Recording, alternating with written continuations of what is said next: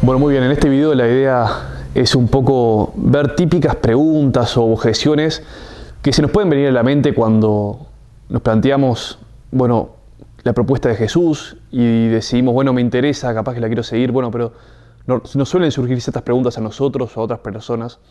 Entonces la idea sería un poco ver, bueno, cómo podemos dar respuesta a esas inquietudes o esas preguntas. Bueno, la primera pregunta para empezar es, bueno, si las relaciones sexuales las creó Dios, son buenas y unen a la pareja, entonces, ¿cuál es el sentido de esperar? Bueno, ahí hay que responder a dos cosas. Primero, son buenas, sí, son buenísimas, las creó Dios, las pensó Dios, las quiere Dios, pero las quiere usadas de la manera para las que fueron creadas, ¿no? Entonces, no sé, el agua es muy buena, nos da la vida, todo, pero si me estoy ahogando en el agua, ahí no es tan buena porque no puedo respirar. Entonces, lo mismo pasa con las relaciones sexuales. Si se usan de la manera en la que fueron pensadas, excelente, o sea, es para lo que están. Pero bueno, si se sobreusan como fuera del ámbito en el que fueron pensadas, que es el matrimonio, ahí nos pueden hacer daño a uno mismo y a la relación también. Y la segunda parte es que, bueno, sí unen a la pareja, es verdad, pero ¿quiero yo realmente estar cada vez más unido al que es mi novio o mi novia?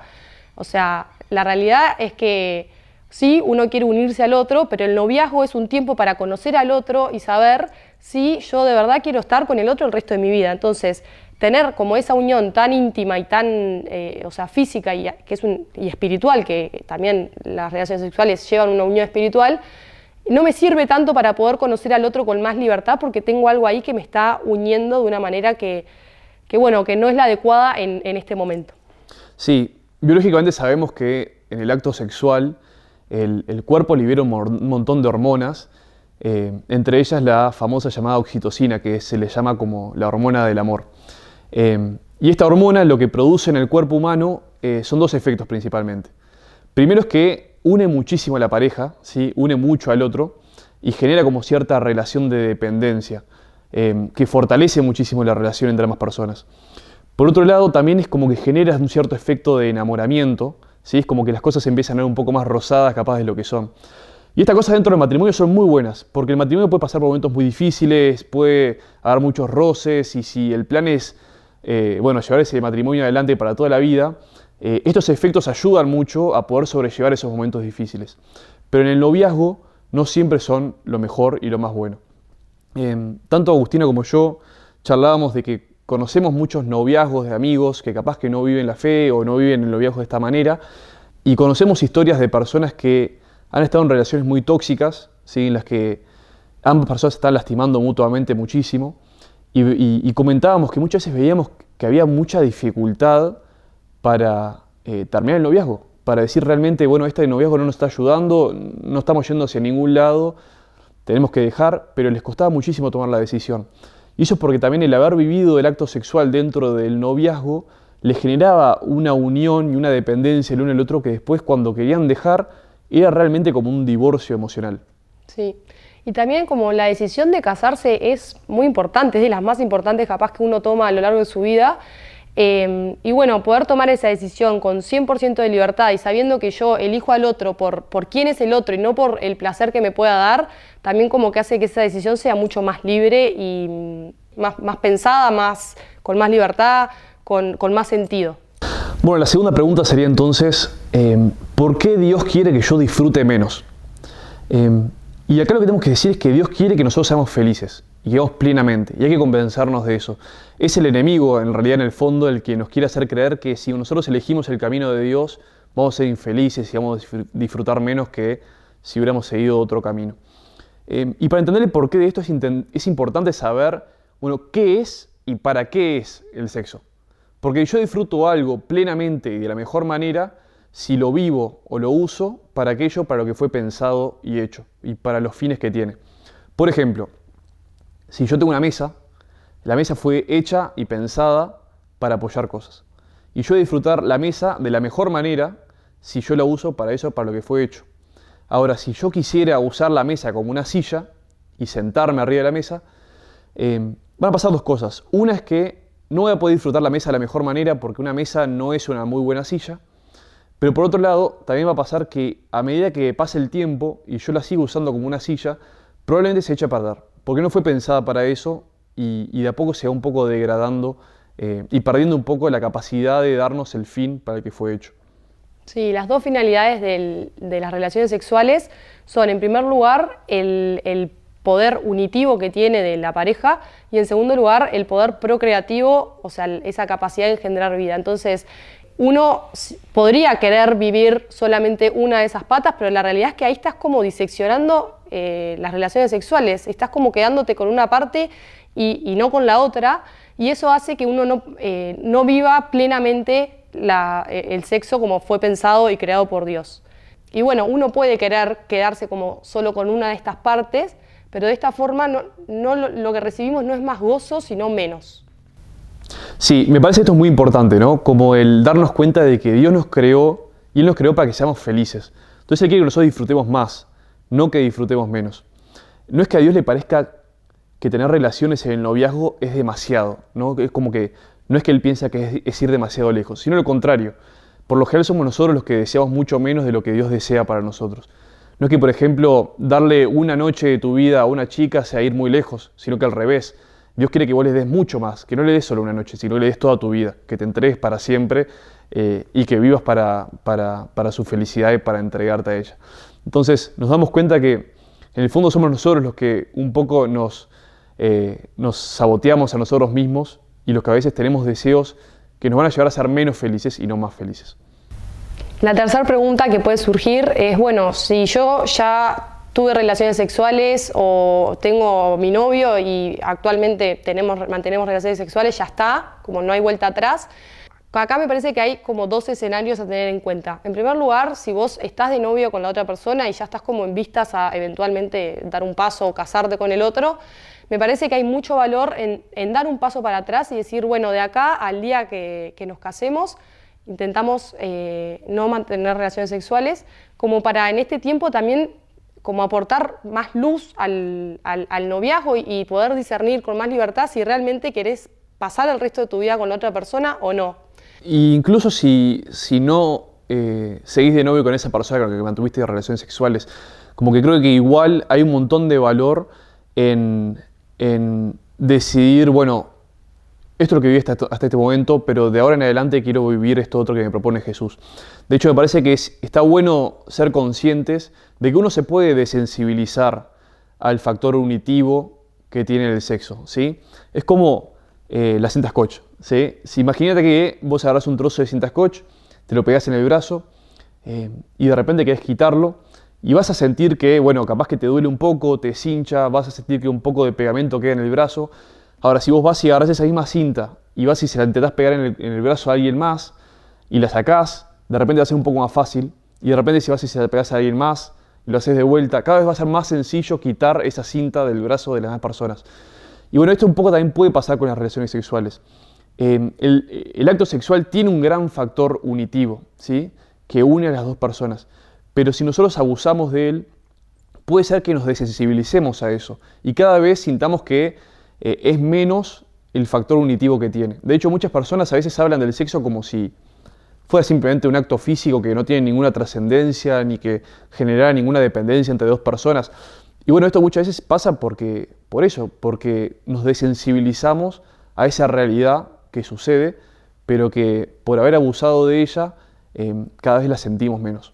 Algo que está bueno acá, como también tener en cuenta, es que quizás vos a lo largo de tu vida viviste tus relaciones con otras personas, manteniendo relaciones sexuales o todo, o en tu noviazgo, pero bueno, tener en cuenta que en realidad acá lo que importa es, bueno, de ahora al futuro, ¿cómo quiero yo vivir esto, no? Como también experimentar que la castidad es como una nueva oportunidad que nos está dando Dios constantemente a vivir como Él nos invita a vivir, ¿no? Como que, bueno, animar a que no es que, bueno, ya está, ya lo viví así, ya no hay vuelta atrás, sino como de cara a Dios tiene mucho valor querer empezar a vivir esta castidad, esta virtud que es la castidad. Sí, y también reconocer que si bien es verdad que cuando nosotros abusamos de algo puede ser que nos dañe, confiar también que el Señor tiene la capacidad para sanar. Y por más que nosotros hayamos utilizado algo que él creó de una manera equivocada y quizás nos lastimó, como que nunca desconfiar de que, bueno, ya está, estoy roto y no hay con qué darle, sino que todo lo contrario, como el Señor quiere sanarme y quiere arreglar eso que capaz que yo rompí en mi corazón. La cuarta pregunta sería, ¿no es mejor saber si somos compatibles sexualmente antes de comprometernos y casarnos? A lo que responderíamos que la realidad es que el hombre y la mujer son creados compatiblemente en la sexualidad, ¿sí? Como que no hay duda de eso. Creo que cuando alguien hace esta pregunta, en el fondo lo que está preguntando es, ¿cómo voy a saber yo que la otra persona, una vez que me case, va a ser capaz de satisfacer mis deseos? Sí, además algo también a tener en cuenta es que la compatibilidad es algo que uno va construyendo y es algo que se va trabajando junto con el otro. Y yo creo que cuando las personas te plantean como esta inquietud, este temor de si va a ser compatible sexualmente con el otro o no, y como que la solución que ofrecen es, bueno, hay que probar antes de casarse, o sea, es que está esa idea hoy en día, como que lo que creemos es que en realidad hay un problema más profundo de fondo y es la visión que tienen del matrimonio, ¿no? Tipo, bueno, yo voy al matrimonio a que la otra persona cumpla totalmente mis expectativas, mis deseos, lo que yo quiero, cuando en realidad el matrimonio, o sea, como la visión cristiana del matrimonio es voy al matrimonio a entregarme a la otra persona, a ser feliz al otro y llegar juntos al cielo. Es como, esa sería como la visión que Dios tiene del matrimonio. Tal cual. Y cuando uno tiene esta visión de decir, bueno, yo al matrimonio voy a hacer feliz a la otra persona, la incompatibilidad no existe, porque la realidad es que si yo vivo pendiente de que mi esposa sea feliz y mi esposa vive pendiente de que yo sea feliz, entonces es imposible ser incompatibles. Todo lo que se pueda trabajar se trabaja y se busca porque ambos tenemos como esa finalidad de última que es que seamos felices juntos en el matrimonio. Bueno, la quinta pregunta sería, bueno, ¿qué pasa si ya decidí casarme, ya tengo fecha? ¿Cuál es el sentido de seguir esperando? Bueno, la realidad es que si ya tenés fecha, buenísimo, falta menos como para poder vivir eso que los dos quieren, pero tener relaciones antes de casarse es como que le estás diciendo al otro tipo, me entrego pero todavía no. Hay como una discordancia ahí entre lo que yo expreso con mi cuerpo y el compromiso que existe real, ¿no? Entonces esto se resuelve en realidad el día del casamiento cuando vos públicamente decís, adelante de Dios y del resto y del público, que vos te comprometés al resto de tu vida a entregarte a la otra persona.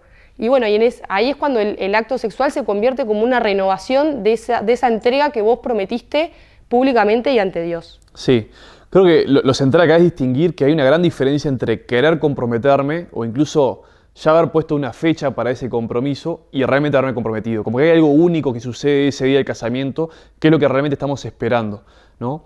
Porque yo, por ejemplo, pienso, imagínate que estás de novio, tenés fecha para casarte y el día antes de la boda o un par de meses antes te enterás que, no sé, tu novia cae enferma, de repente queda paralítica, de repente se entera que no puede tener hijos. Bueno, sin duda es una noticia muy dura y vos en cierto sentido, si bien es duro decirlo, todavía estás en toda la legalidad o en toda la libertad, si se quiere, de decir, bueno, yo lo que proyecto para mi vida es esto y por estas razones, la verdad que no me quiero casar, ¿sí? O sea, es una decisión dura, pero es una decisión válida. Todavía es válido decirlo. Bueno, yo quiero ser padre de familia y si no vamos a poder tener hijos, la verdad que prefiero no casarme. Decisiones duras, pero válidas. Ahora, no es lo mismo el día después del casamiento. Porque ese día pasó algo único, algo distinto, que ya no es lo mismo la relación que teníamos antes que después. Porque yo ese día, el día del casamiento, yo me comprometí con mi novia y ahora esposa en amarla en la salud y en la enfermedad para siempre, en las buenas y en las malas. Entonces hay algo único que pasa ese día y es lo que realmente se expresa en el acto sexual, ¿no? Una entrega total hacia la otra persona. Bueno, y en último lugar, otra inquietud que puede surgir es la dificultad que hay a la hora de querer vivir la castidad. Bueno, es muy difícil decir, espero hasta el día que me case, ¿no? Y bueno, en primer lugar, reconocer la validez de esta inquietud, de esta como pregunta que puede surgir de la dificultad a la hora de esperar, porque es verdad que no es fácil, ¿no? ¿Y por qué no es fácil? Porque bueno, uno cuando se novia con el otro y lo vas conociendo al otro y lo vas queriendo más, cada vez va surgiendo más como ese deseo de entregarse al otro, de amar al otro. El amor siempre invita a la entrega, ¿no? Invita a la entrega como en todos los sentidos, y en el amor romántico, como esa entrega máxima de amor que hay, es el acto sexual. Entonces es normal que cuanto más conoces al otro, más lo querés, más quieras y más te surja el deseo de querer entregarte físicamente, ¿no? Sería raro que no te pase, o sea, es más, si no te pasa, cuestionate si realmente estás con la persona que tenés que estar. Sí, tal cual, como dice Agustina. O sea, es difícil, pero no es imposible, ¿no? Y es una lucha que vale la pena. Dios nunca nos pide algo que no podamos hacer, y contamos con su gracia y con la fuerza que Él nos da. Entonces, sí, saber que es una lucha que vamos a tener, saber que es algo que tenemos que luchar juntos. Y la verdad que acá hay un montón de consejos que se pueden dar acerca de cómo vivir mejor esta virtud y cómo llevarla adelante. Nosotros personalmente les compartimos que algo que a nosotros nos ayudó muchísimo y nos parece que es central para poder vivir la virtud de la castidad, es volver una y otra vez juntos y por separados al por qué. ¿Por qué elegimos vivir esto? ¿Por qué queremos vivir este noviazgo así y no de otra manera? ¿Por qué decidimos ser tan contraculturales en una cultura donde la gente dice que da lo mismo, no me importa? Y enamorarse un poco de la virtud, ¿no? Enamorarse de la capacidad que me da para amarte tal y como sos, no por lo que me das, sino por quién sos vos como persona. Me parece que es importante que volvamos al porqué. Y si no sabes el porqué, formarnos, ¿no? Si no sabes, decir, bueno, la verdad que no sé por qué estoy viviendo esto. Bueno, formarte, pedirle al Señor que te muestre la luz, que te muestre por qué es algo que Él nos recomienda, que Él nos pide, que nos dé esa convicción de saber por qué hago las cosas que hago. Pero si nosotros sabemos por qué luchamos, esa lucha sin duda está destinada a la victoria.